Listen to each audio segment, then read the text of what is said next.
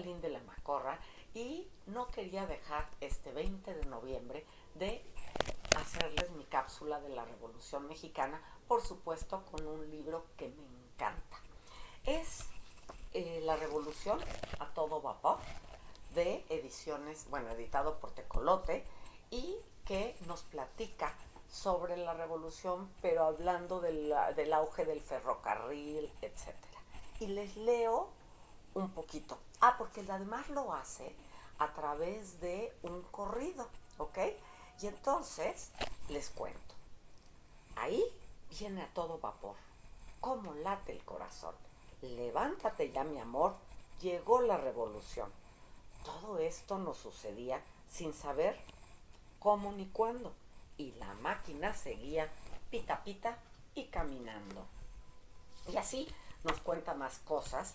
Vamos a ver otro evento. Los unos decían que sí, los otros decían que no.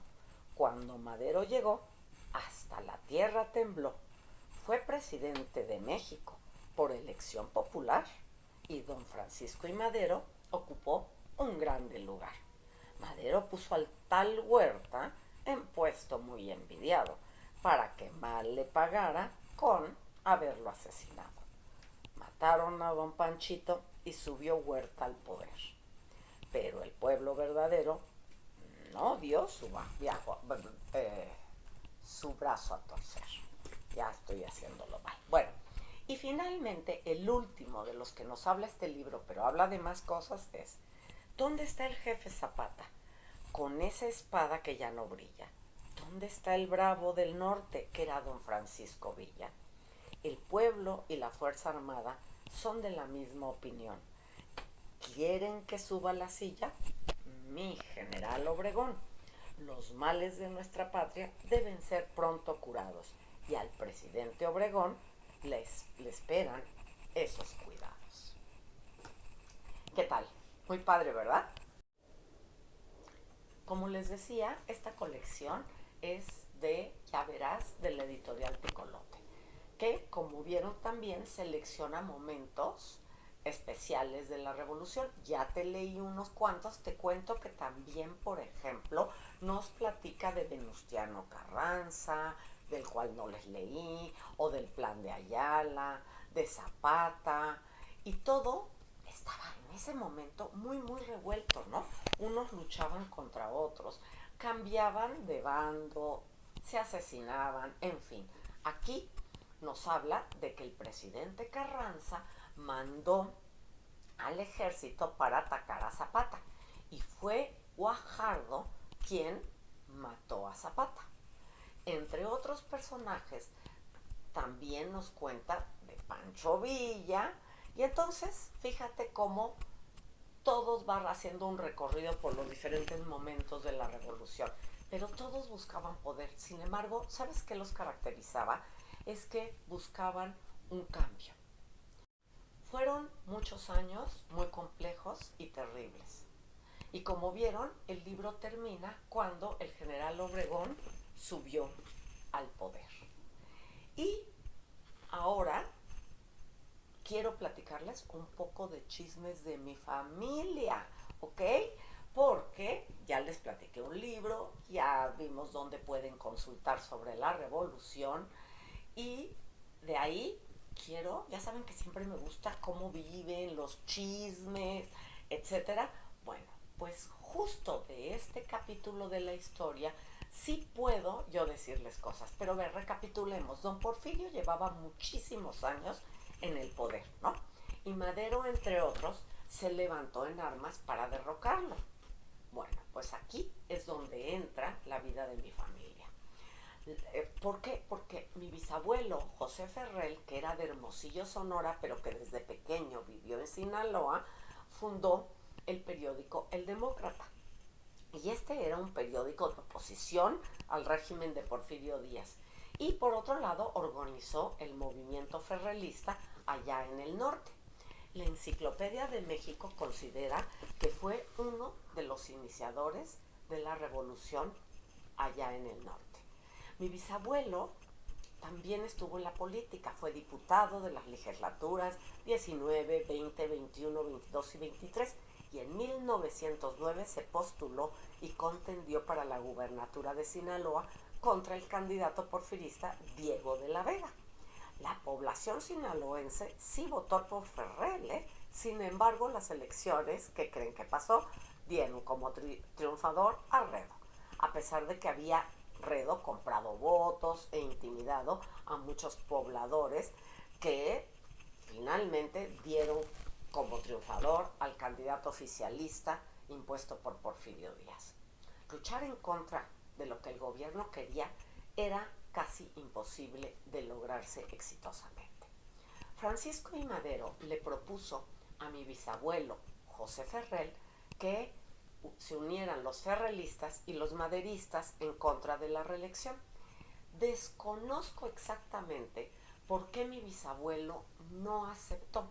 Sin embargo, mantuvo siempre una gran amistad con Francisco I. Madero y cuando éste entró triunfante a la Ciudad de México y se dirigió al pueblo, ¿de dónde creen que lo hizo? Pues desde los balcones. No sé muy bien si del periódico El Demócrata, que era de mi bisabuelo José Ferrell, o de la casa de ellos que vivían en el mismo edificio. No lo sé, pero el chiste es que sí lo hizo desde ahí. Eso, pues ya no tengo ni a quién preguntarle. Pero sí sabemos que el relato de Madero y que la toma fue muy majestuosa y cuando entró a la Ciudad de México y su discurso que hizo al pueblo. ¿Qué tal, eh?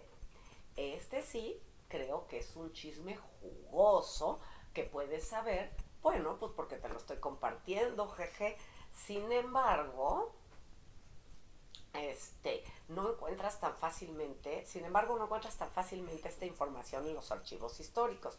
Pero como ya saben, a mí me gusta platicar sobre la vida de la época, pues para que tengamos un feeling de cómo era en esos momentos. Y para ello les voy a compartir algunas fotos familiares. Fíjense muy bien, observen cómo se vestían, cómo posaban para las fotos y de esta manera les hago guiños diferentes a lo que sucedía en la vida y a los intereses de ese momento. Aprovecho para contarles también sobre la gran historia de amor de mis bisabuelos. Pero antes, otro breviario cultural. Mi chosno, Carlos Fernández Galán, casado con Laura Hansen, es decir, el abuelo de mi bisabuela. Fue un gran señor y tuvo 18 hijos, 2 de ellos adoptados, mi bisabuelo y su hermano. Y todos, absolutamente todos, lo adoraban. Se referían a él como el padre adorado. Y además les escribía a los 18 cartas especiales a cada uno con consejos, etcétera. Sabía de la vida de cada uno. José Ferrell, mi bisabuelo, fue un luchador político y estuvo preso de joven. Y entonces mi tatarabuela, que era su hermana postiza, lo fue a visitar a la cárcel con su hija Ernestina, que en ese entonces era una pequeñuela de 3 años. Como les platicaba, José Ferrell fue uno de los iniciadores en el norte del movimiento que dio lugar a la Revolución Mexicana. Les quiero seguir contando y mostrar fotos de mis bisabuelos y decirles que tuvieron esta gran historia de amor entrañable. Años después, cuando Ernestina era una señorita de 17 años, se enamoraron perdidamente y se casaron en 1903. Miren unas fotos de su boda. Vean también esta foto de mi bisabuela a los 18 años, a un año de casada. ¿Se imaginan tener que ponerse unos corsés tan pequeños que no dejaban respirar a las mujeres? Claro, por eso se desmayaban tan frecuentemente. Mi bisabuelo decía que podía envolverle con sus manos la cintura a su amada. Qué suerte que esa moda dejó de ser, ¿no creen? Bueno, por otro lado, también les quiero mostrar unas fotos de este famoso padre adorado, Carlos Fernández Galán. Y estas fotos deben ser alrededor del 1850, así fácil, aproximadamente 170 años. Esta foto, ahora que les muestro, es de José Ferrell en las oficinas del periódico El Demócrata, mientras formaba las páginas del periódico que iba a salir al día siguiente. Y estaba trabajando en su escritorio de encino, que ahora usa mi mamá como comedor. Así que escritorio de chiquito no tenía nada, ¿verdad? Bueno, pues ya les presenté a mi chosno, a mi bisabuelo y a mi bisabuela. Antes de despedirme, me gustaría contarles que en ese momento, y en ese momento de la vida, las comunicaciones eran por carta. Cuando las personas no estaban en la misma ciudad, y mis bisabuelos no fueron la excepción de tenerse que separar. ¿Por qué? Porque mi bisabuela se fue unos meses con sus hijos a Córdoba en el 2009, cuando la epidemia de fiebre escarlatina, mientras mi bisabuelo se quedaba en la ciudad. Y se mandaban unas cartas amorosas que ya les voy a mostrar, porque además nos muestran cómo era la vida cotidiana de la época. Así que pronto espero hacerles una cápsula que les guste para que vean cómo era a través de personajes que fueron de mi familia. Si te ha gustado este recorrido y estos chismes familiares, espero que les haya gustado. Y para cerrar la cápsula, les cuento que mi bisabuelo murió en 1954. Ya era un hombre mayor. ¿Y cuáles creen que fueron sus últimas palabras para su esposa? Le dijo: me voy queriéndote como siempre te he querido.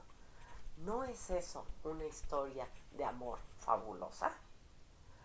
Seguiré haciendo más cápsulas. Si te gustan estas cápsulas, pues dale like, síguenos y hasta la próxima. Ya sabes que hago más. Bye.